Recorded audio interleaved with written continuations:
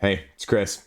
Can't believe I'm talking about this again, but let's go. Mythic, Siege 6, Darkest Dungeon, Stockholm Syndrome, anyone? Let's go. So, in case you're not up on the latest tidbits, we have Darkest Dungeon, we have 6 Siege, Mythic Games. Production. So, herein lies the issue, right? Wave 2 of Darkest Dungeon, supposedly, is coming up. Now, with the most recent update from 6 Siege, we're also potentially getting some more concrete dates for 6 Siege's wave, at least one, if not hopefully all of it, to be coming to backers. Now, this updated timetable that they say is going to be production right now and delivery, I like it. They've got it down to the exact date, like March 6th in 2024. So 6 months from now. Now, the only problem I have with that is, if you skim back through the updates, you can see that delivery was supposed to be also from about 6 to 8 months ago per project updates right now. Also, the FAQ still has production completely all ready to go. All we got to do is press the print button from like the actual crowdfunding campaign. And in case you're not familiar with this project as a whole, right? Now, at the time of me filming this, we are nearly 3 years post-campaign for Darkest Dungeon. We are over 2 years and some change for post-campaign for 6 Siege. Now, if you actually go back over there and you look at some of these hard timelines that they put out initially, you have to wonder, since it's been, say 21 months, what the fruitcake has actually been going on.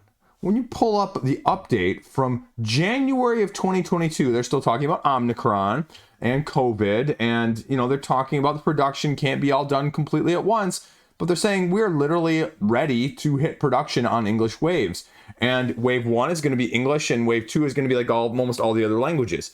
And that's fine, but if that's 21 months ago, what have you done in the last 21 months? Now, in the last 3 months, we have actually seen production photos from 6 Siege, so we know something is being produced.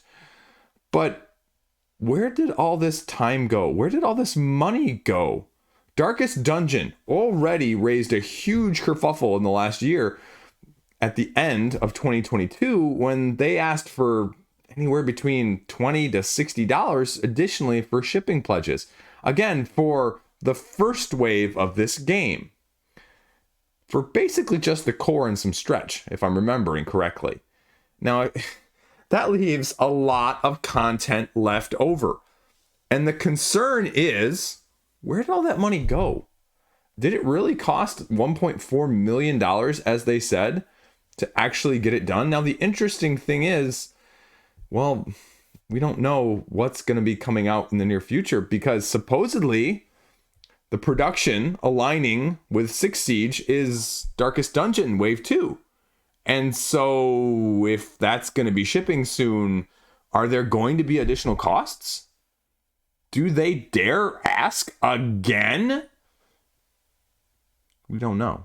I mean, again, the interesting standpoint here is the March update from 6 Siege in 2022, mind you, literally says, this is the day we're closing the PM. We are literally about to hit the green print button. That is 18 months prior to me filming this. Now, obviously COVID, obviously shipping costs, but what the heck has been going on for the last year and a half over there? Now, you can make the argument that some of that is cost price creep increase. They make that case, shipping costs and production costs and inflation, and that makes sense, right? There's a significant portion of that. At the same time, now we know that shipping costs have gone back down. Shipping container costs have dropped significantly. No one else is asking for shipping costs more at this point. So how much of those funds that were previously raised are going towards Darkest Dungeon? How much of the fire sale that happened at Darkest Dungeon after the first wave was delivered from retail? Yeah, remember that video I did talking about my dear friends, where you literally got like half a dozen emails in 3 or 4 days span with them spamming you to buy it at retail for a discounted cost, potentially even significantly less than what backers paid in the first place, let alone adding in the shipping. I'm assuming that went to getting all of this other stuff produced. I'm making that wild assumption because otherwise I don't know where the money is going to come from, because otherwise I worry about the shipping costs of Six Siege. And if we're going to get nickeled and dimed again on one of these other campaigns, whether it's Six Siege Darkest Dungeon or, forbid it be even Anastair, which is sort of otherwise lurking in the limbo in the future production side of things as well. So the other crazy thing about this is almost a year later, from March 2022 to March 2023, they said we need additional funds, right, for Six Siege. We need the additional funds to get, the production going. And they say we need this certain amount to be able to actually do it. And then they put out these percentages. We need, 250% of the minimum quantity required. Like, what? What does that even mean? 250% of the minimum? No. Minimum is minimum. Like, again, wording on this, I'm not sure if this is a translation issue or an interpretation or what is going on. When they say they finally reached, with all the contributions, 332% of the minimum quantity of dollars needed to do this full production.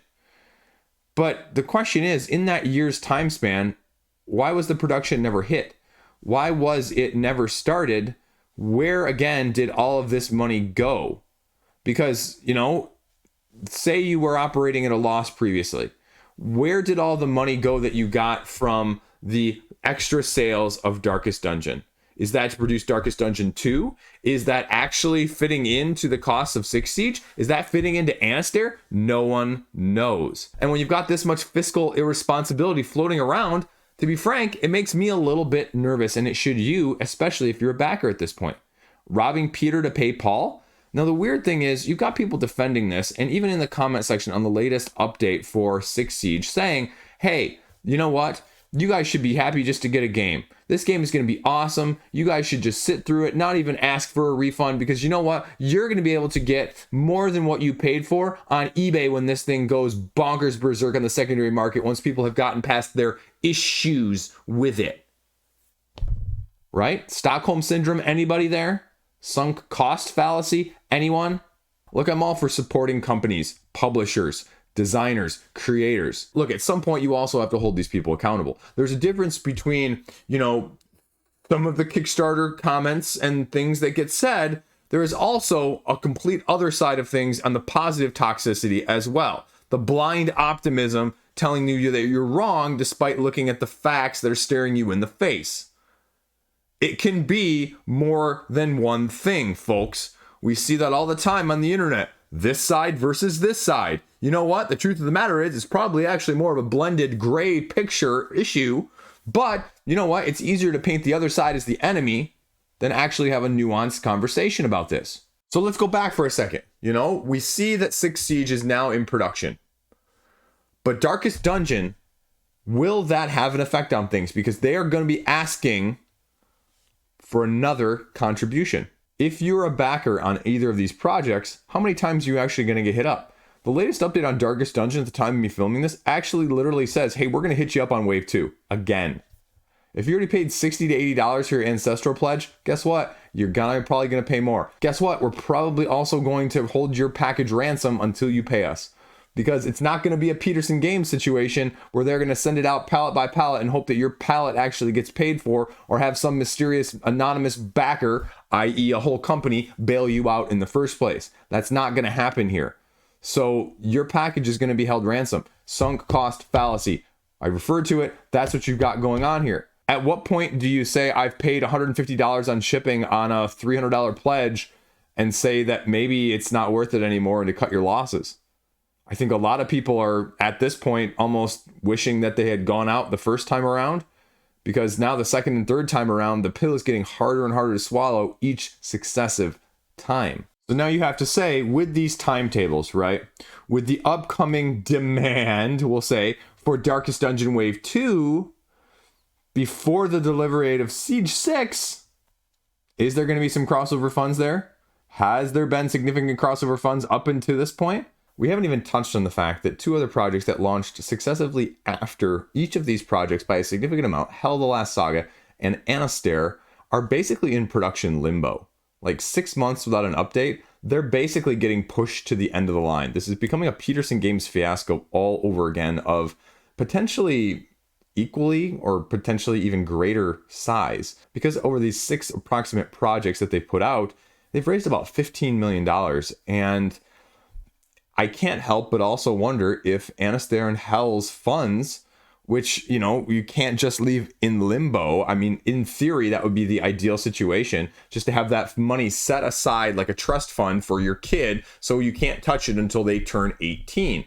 Or you can't touch it until you actually need to go into the production side of things of one of these games, which again, is not going to be any time in 2024 even, likely at this point. That's assuming both of these actually stay on track. I'm guessing that they're going to try and even maybe ship these together to cut down costs even further. What happens if the factory can't keep up? One of these gets delayed. It's going to delay them both, like the Onimaru situation where they're trying to send over both games on top of each other, but inevitably one is just going to be dramatically further ahead, which is mean the other one's going to get significantly more delayed, which is ultimately going to delay all the other dominoes down the line. And how successful, how long can this pyramid style of, I won't say it, but it begins with a P and ends with an Onzi side of things actually going to hold up potentially when you're taking money or having the potential to have one to pay for the other. Now, maybe you can make the argument that that's why they're asking for more contributions, so they're not having to dip their fingers into the other buckets nearly as much. But I also can't help but think, with such significant delays of a year and a half between said start of potential production and actual production, how much money are you burning to stay afloat at the same time, right? And there's only so much overhead for these small companies that they can actually handle. Some of you can put on freeze. Some of it you can put on ice and be okay with it. Some of it's just going to burn through money just from a sheer time perspective. Are you willing to invest more into any one of these? Because right now, if there is any dabbling into those other projects, it's going to have a ripple effect. It's going to have a domino effect, just like we've seen already with the initial dominoes that set things off in Darkest Dungeon and Six Siege. There's going to be calls for more money. If you are a backer of multiple of these projects, where is your line for being willing to put in more extra money? 2 times with Darkest Dungeon, 1 hopefully with Six Siege. Would you do it with Anastair or Hell the Last Saga? I don't care how much you like them. If you're putting in $100 and you've already paid $30 to $50 for shipping, are you willing to put in another $10 to $15 to $20 for half the price of the game total for shipping at this point? Again, knowing that, unfortunately, the reality of it at this point, like I mentioned earlier, is that you're not really paying for shipping.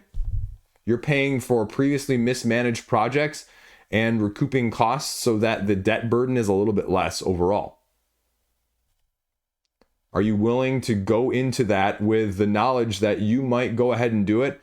Other people may or may not, or regardless of what you do or do not do, they ultimately may also not have the ability to deliver those games. So how much are you willing to pony up, and how soon are you willing to pony up it? Because that's really going to be the question.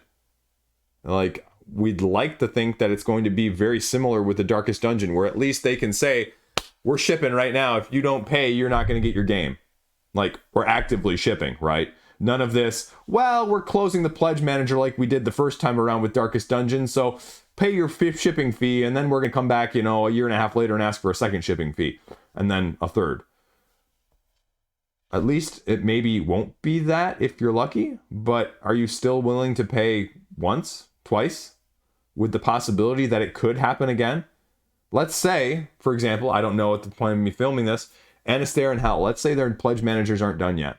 Are you willing to pay a shipping fee before it closes right now to guarantee that you'll have the chance maybe to pay a second one when it actually comes time closer? Or are you better just getting out right now a refund ahead of things, no matter how much you like it, which ultimately also may have earlier ramifications on some of these projects and a trickle-down effect that way, butterfly effect style, meaning they can't rob Peter to pay Paul anymore because people aren't paying Peter in the first place for Paul to actually take it. So I have no idea. It's scary. It's a little bit anxiety provoking. it's a little bit of how risk averse are you? Are you willing to go in more at this point to avoid potentially not losing it all? But again, no guarantee that you won't lose it all regardless. So yeah, a great game is a great game forever. And, you know, that's why I never worry about exact dates of me getting a game from crowdfunding. At the same time, regardless of how good this game is, will you get your copy unless you're paying 1.5 to 2 times your pledge level price that you were initially going for in the first place? And some people are going to say, yeah, it's better than nothing. And other people are going to go, well, I could save that money for other stuff down the line in the first place. So why would I pay double when I don't need to? So we'll see. I don't know. Stay classy. Let me know. Have a great freaking day.